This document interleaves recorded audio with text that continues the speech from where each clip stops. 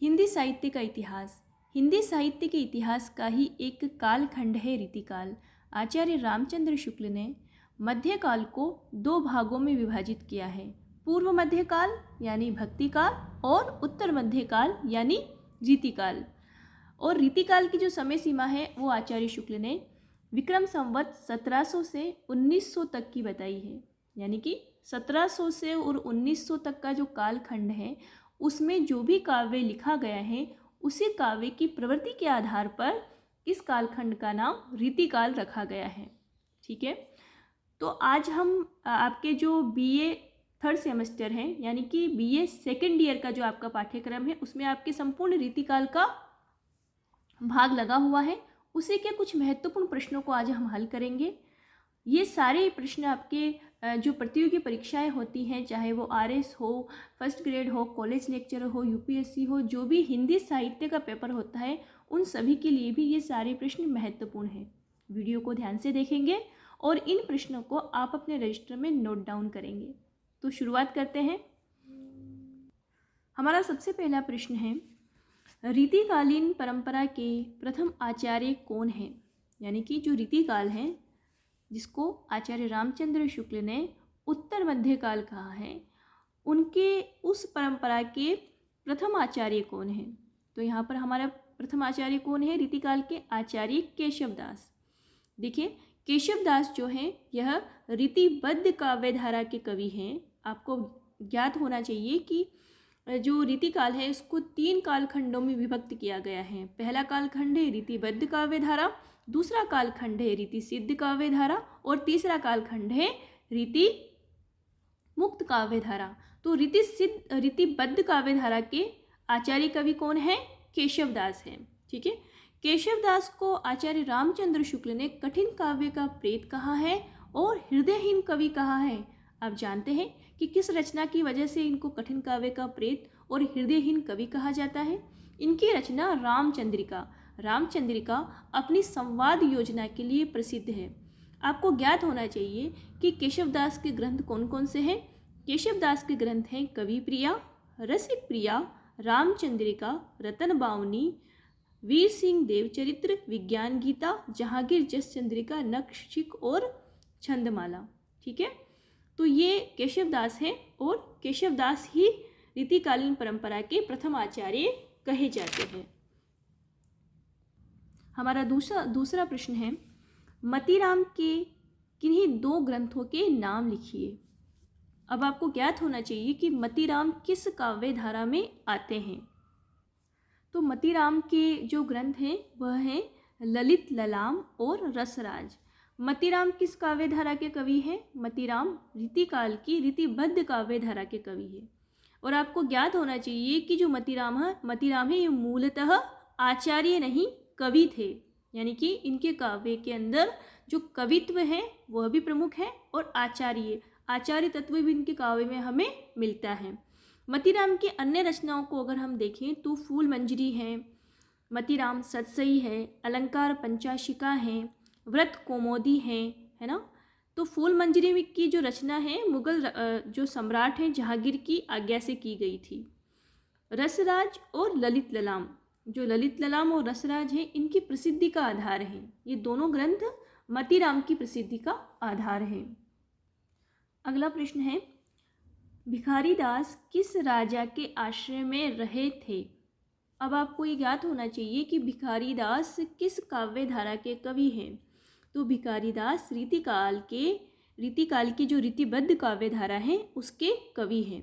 इन्हें आचार्य कवि कहा जाता है। किसको? भिखारी दास को। रीतिकाल की रीतिबद्ध काव्य धारा के कवि हैं और भिखारी दास प्रतापगढ़ के राजा पृथ्वी सिंह और हिंदूपति सिंह के आश्रय में रहे थे। ठीक है, कब से रहे थे? 1734 से 1750 तक ही रहे हैं। कहाँ पर रहे हैं? राजा पृथ्वी सिंह और हिंदूपति सिंह के आश्रय में रहे हैं। कहाँ के हैं ये? प्रतापगढ़। अब आपको ज्ञात होना चाहिए कि जो भिखारी दास हैं इनको सर्वांग निरूपक आचार्य कवि कहा जाता है। क्यों कहा जाता है? इनकी एक कृति की वजह से। अब आप बताइए कि वो कृति कौन सी है जिसकी वजह से इन्हें सर्वांग निरूपक आचार्य कहा जाता है। जी हाँ, इनकी कृति है काव्य निर्णय। काव्य निर्णय के कारण ही इनको सर्वांग निरूपक आचार्य कवि कहा जाता है। यदि हम इनके ग्रंथों की बात करें तो इनके ग्रंथ हैं रसराज। किसके ग्रंथों की बात कर रहे हैं हम? भिखारी दास के ग्रंथों की बात कर रहे हैं। इनके ग्रंथों का नाम क्या है? रस सारांश, काव्य निर्णय, श्रृंगार निर्णय, शब्द नाम कोश, विष्णु पुराण। तो ये और भी इनके विभिन्न ग्रंथ हैं। उसके आधार पर इनको किस श्रेणी में रखा गया है? रीतिबद्ध काव्य की श्रेणी के अंदर रखा गया है।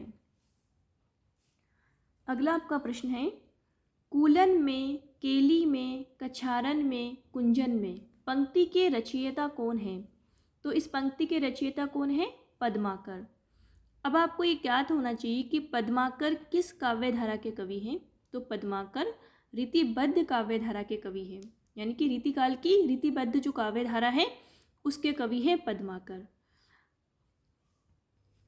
यदि आपसे इस पंक्ति का अर्थ पूछा जाए तो आप क्या बताएंगे कि जो पद्माकर हैं उन्होंने अपने काव्य के अंदर बसंत ऋतु के आगमन का यहाँ पर वर्णन किया है। कूलन में, केली में, कछारन में, कुंजन में, यानी कि ऋतुराज बसंत के आने पर पेड़ पौधों एवं बेल बल्लरियों पर आकर्षण नव यौवन यानी कि नए फूल पत्ते आ जाते हैं और सब पूरे वातावरण के अंदर यानी कि सर्वव्यापी बसंत का प्रभाव हमें दिखाई देता है।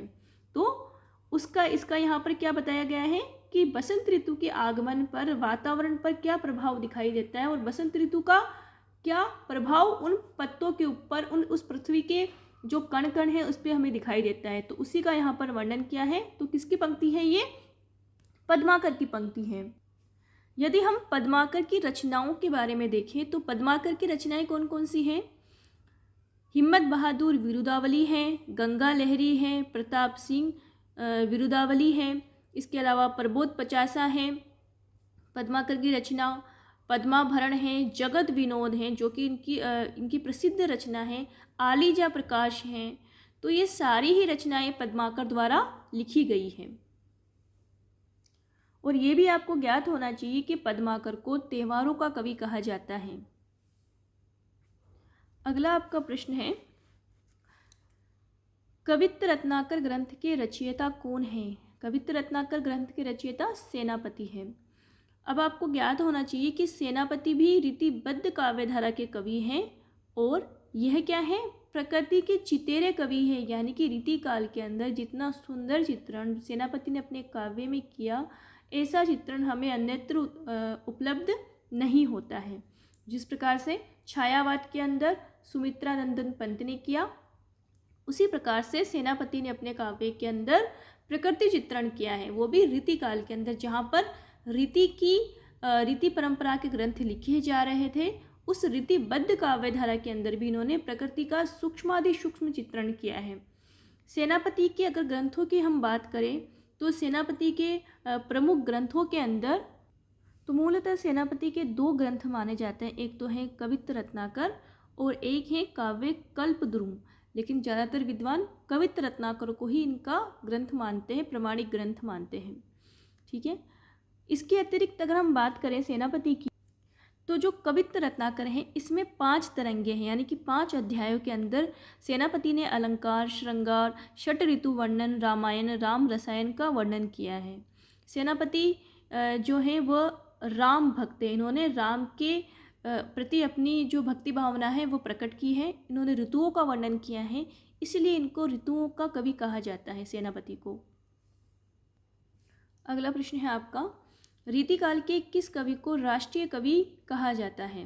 राष्ट्रीय कवि कहा जाता है और वीर रस का कवि कहा जाता है। तो रीतिकाल के अंदर यानी कि रीतिकाल की जो परंपरा चल रही थी, जहाँ पर रीति ग्रंथ, नक्षिक वर्णन, श्रृंगार वर्णन है ना, इन सब शास्त्रीय जो काव्य शास्त्र के जो नियम हैं उसके अंदर भी कुछ कवियों ने अपनी स्वतंत्र भावनाओं को अभिव्यक्त करते हुए ऐसे अनुपम ग्रंथ लिखे, ऐसी काव्य रचना की जो हम सभी के लिए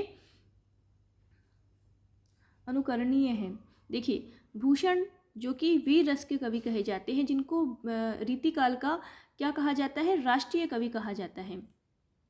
तो भूषण की कौन सी रचनाएं हैं सबसे पहली है शिवराज भूषण, शिवा बावनी, छत्रसाल दशक।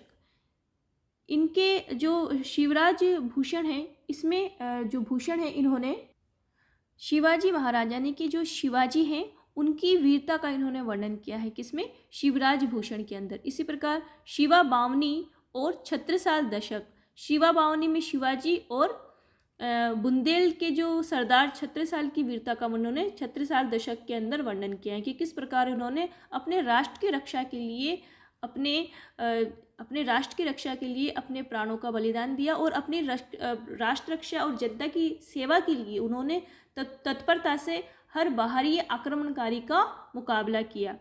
तो उन सारी वीरताओं का सजीव चित्रण किया है इन्होंने, सजीव आंखों देखा ऐसा चित्रण किया है जैसा कि हमारे आंखों के सामने रूपरेखा बन जाती है। वहाँ की जो स्थिति है, वहाँ की जो घटनाएं हैं, वो सभी हमारी आंखों के सामने उपस्थित हो जाए, इस प्रकार का इन्होंने चित्रण अपने काव्य के अंदर किया है।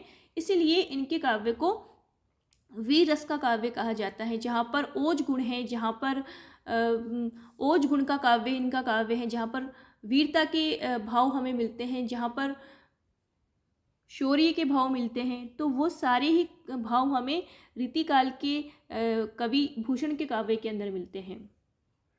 शिवाजी और छत्रसाल को इन्होंने राष्ट्र नायक के रूप में स्थापित किया है। अगला प्रश्न है आपका, जयपुर के महाराजा जयसिंह के दरबार में कौन से रीतिकालीन कवि रहे थे? अब देखिए, रीतिकालीन कौन से कवि रहे थे?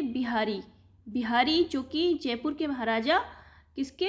जयसिंह के दरबार में ये दरबारी कवि रहे थे। बिहारी जो थे ये रीति सिद्ध काव्यधारा के प्रवर्तक माने जाते हैं और प्रतिनिधि कवि माने जाते हैं। इनकी रचना बिहारी सस्सई जो रीति सिद्ध काव्यधारा की प्रतिनिधि रचना है। इसके अतिरिक्त भी रीति सिद्ध काव्यधारा में और भी कवि आते हैं। कौन कौन से हैं? बिहारी के अतिरिक्त जैसे पजनेस है, बेनी है, रसनिधि है, नेवाज हैं, हटजी हैं, ये सभी कवि रीति सिद्ध काव्यधारा में आते हैं। परंतु जो बिहारी हैं, जो स्थान रीति सिद्ध काव्यधारा में बिहारी को मिल पाया वो अन्य कवियों को नहीं मिल पाया। बिहारी ने राजा जयसिंह को एक दोहा पढ़कर सुनाया था, नाही पराग नहीं मधुर मधु नहीं विकास एहि काल, अली कली ही सो बंध्यो आगे कौन हवाल।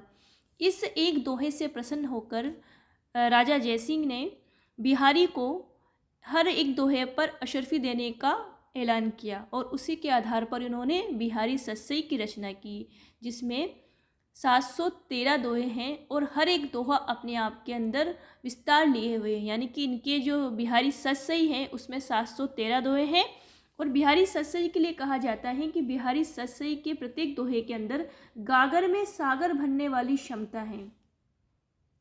और आपको ये जानकर आश्चर्य होगा कि हिंदी साहित्य में सर्वाधिक जो टीकाएँ हैं, सर्वाधिक टीकाएँ बिहारी सस्सई पर ही लिखी गई हैं। तो बिहारी जो हैं ये रीति सिद्ध काव्यधारा के प्रवर्तक भी माने जाते हैं और प्रतिनिधि कवि भी माने जाते हैं। इनकी जो बिहारी सस्सई है उसके अंदर भक्ति नीति और श्रृंगार की त्रिवेणी बहती है। हर प्रकार की जो ज्ञान है और इसीलिए बिहारी को बहुज्ञ कवि कहा जाता है। यानी इनके काव्य में हमें हर प्रकार का ज्ञान प्राप्त होता है, चाहे वो ज्योतिष का हो, चाहे वो आयुर्वेद का हो, चाहे वो राजनीति का ज्ञान हो, इसके अतिरिक्त वो गणित का ज्ञान हो, सभी प्रकार का ज्ञान हमें बिहारी सस्सई के माध्यम से प्राप्त होता है। नीति शास्त्र का ज्ञान हो, तो हर प्रकार से बिहारी सस्सई की जो पंक्तियां हैं, बिहारी सस्सई के जो दोहे हैं, वह देखने में छोटे लगते हैं, सामान्य लगते हैं, लेकिन वो घाव बड़ा गंभीर करते हैं। ये बात बिहारी सस्सई के लिए कही जाती है। अगला प्रश्न है आपका, भाव विलास और रस विलास काव्य ग्रंथों के रचयिता कौन है? तो भाव विलास और रस विलास काव्य ग्रंथों के रचयिता कौन है? महाकवि देव। आपको ज्ञात है महाकवि देव का वास्तविक नाम क्या है? देवदत्त। महाकवि देव का वास्तविक नाम देवदत्त था। और महाकवि जो देव हैं इन्होंने ये रीतिबद्ध काव्यधारा के कवि हैं और इन्होंने और भी ग्रंथ लिखे हैं, जैसे कि यहाँ पर भाव विलास और रस विलास के अतिरिक्त अष्टयाम, भवानी विलास, कुशल विलास, प्रेम तरंग, जाति विलास, इसके अलावा प्रेम चंद्रिका, देव चरित्र, रस विलास, काव्य रसायन, सुख सागर तरंग, राग रत्नाकर, देव शतक, देव माया प्रपंच। इस प्रकार से इनके और भी ग्रंथ हैं। और जो महाकवि देव हैं, इनके काव्य के अंदर संस्कृत काव्य शास्त्रीय ग्रंथों का इन्होंने गहन और व्यापक अध्ययन किया है। इसलिए हम इनके काव्य के अंदर जो संस्कृत काव्य शास्त्रीय ग्रंथ हैं, इनके जो पूर्ववर्ती जो हिंदी के काव्य शास्त्रीय जो आचार्य हैं, उनके काव्य का प्रभाव हमें इनके काव्य के अंदर, देव के काव्य के अंदर परिलक्षित होता है। और आपको ये भी याद होना चाहिए कि रसवादी देव ने, यानी कि ये देव रसवादी आचार्य हैं, रसवादी देव ने काव्यांग विवेचन में भी हृदय से निकली गहरी भावनाओं को ब्रज भाषा की जो कोमल कांत पदावली है उसके अंदर सरसता से अभिव्यक्त किया है। तो जो देव हैं ये क्या है, रसवादी आचार्य कहे जाते हैं। वीडियो बहुत लंबा हो जाएगा, इसलिए अभी हम यही विराम देते हैं। इसका जो अगला भाग है वो अगले वीडियो में आपको उपलब्ध हो जाएगा।